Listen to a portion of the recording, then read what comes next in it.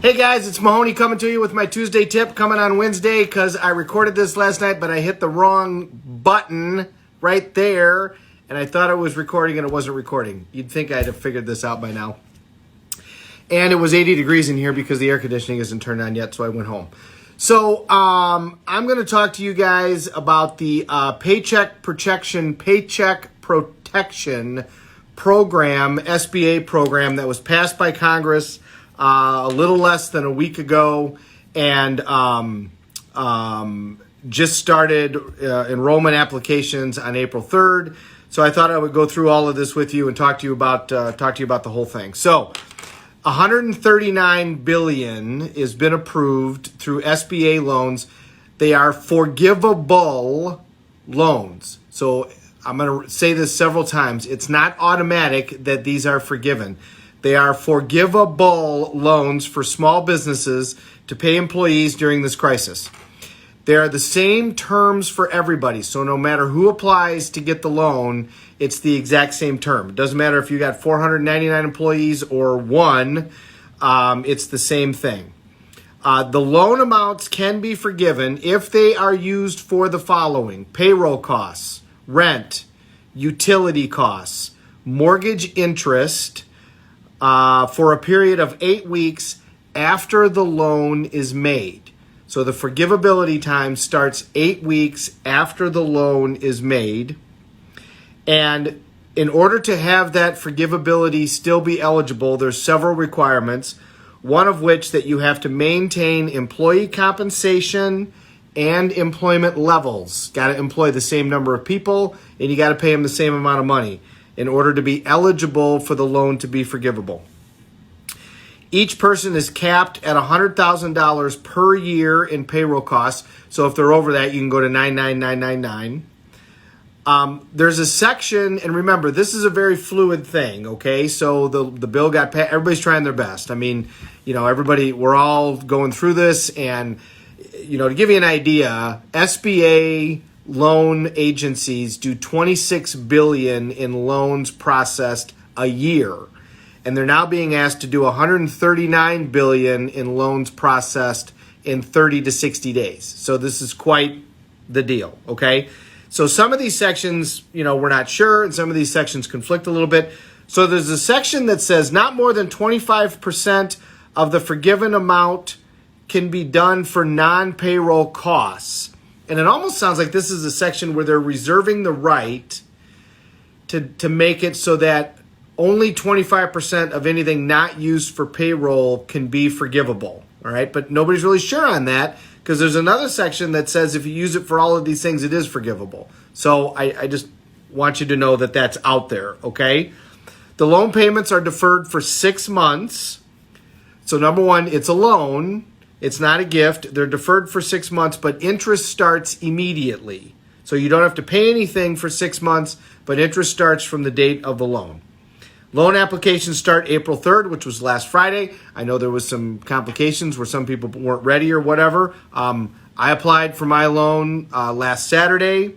April 3rd starts for small businesses and sole proprietorships.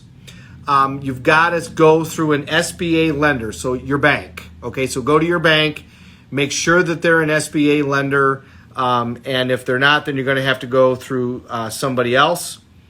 April 10th, so starting this coming Friday, independent contractors and self-employed individuals can also apply for their own payroll relief. You can apply at your bank, like I said, or at your credit union or farm credit if they participate. If you're looking for someplace that participates and you can't find one, go to sba.gov. It's going to be real simple to know who's participating and not, because if they're participating, they're inundated with these, and if they're not, then they're going to tell you. Who can apply? All businesses, non-for-profits, veterans organizations, tribal businesses, sole proprietorships as of April 10th, self-employed individuals and independent contractors as of April 10th. If you have 500 or fewer employees, you got to have less than 500 employees in order to be eligible.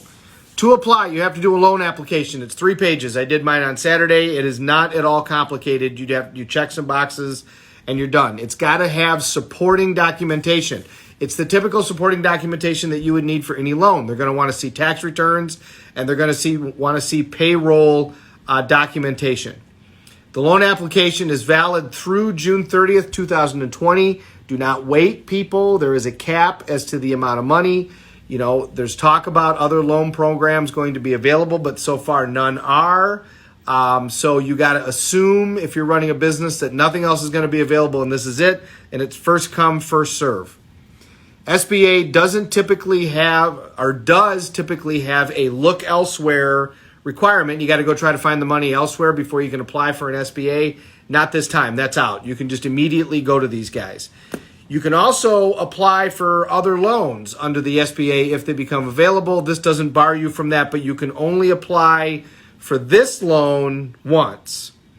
The loan is good for the following: payroll costs, including benefits, interest on mortgage. If the mortgage was valid prior to February 15th of 2020, mortgage had to be valid prior to February 15th, 2020. Rental agreements in force prior to February 15th, 2020.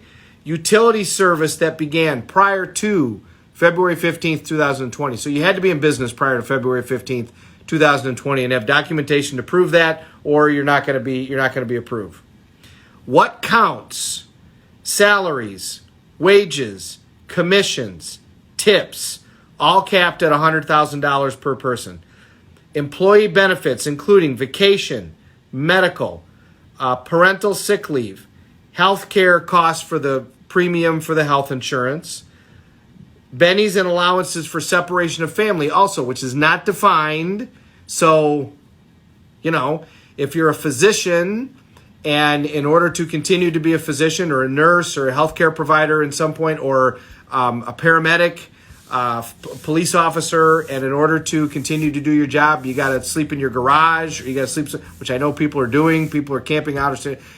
You can give allocation of expenses for that. I don't know. There's no idea as to what the amounts are for that. Keep track of what you spend for. Let's put it that way. It includes state and local taxes on compensation. It does not include sales tax.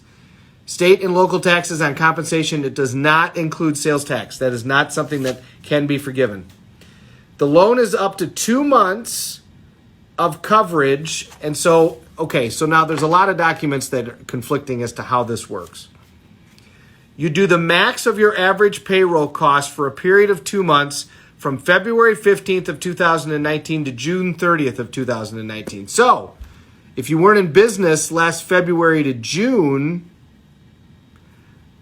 I think that's going to be problematic. But you do your highest 2-month average during then, and then most of the documentation I've read says that you can do that 2 months plus an additional 25% of that amount. That's what I applied for. There's some documentation that says you can go to 250% of the max coverage of payroll costs. I don't know if anybody's trying to do that or not. Quite honestly, my application was in before I saw this, or I would have tried to do that and see what they say. My banker approved mine at that amount, 2 months plus 25%. The cap is $10 million per company, which makes sense. 500 people, $100,000, $10 million. It cannot be forgiven if it's used for things other than for permitted uses, and then it becomes a loan. You also owe the money if you lessen your staff or payroll, and there's some restrictions to this.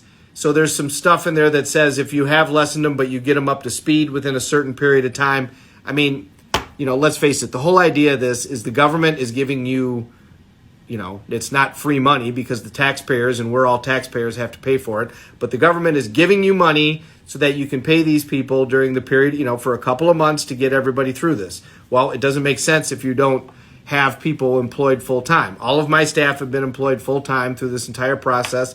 Some are working at home, some are hardly working, some are here, but either way, they're all full-time employed. Once you get the loan, you have to go to your bank and ask for forgiveness. And then you must document what you use the money for. You must apply for the forgiveness of the loan.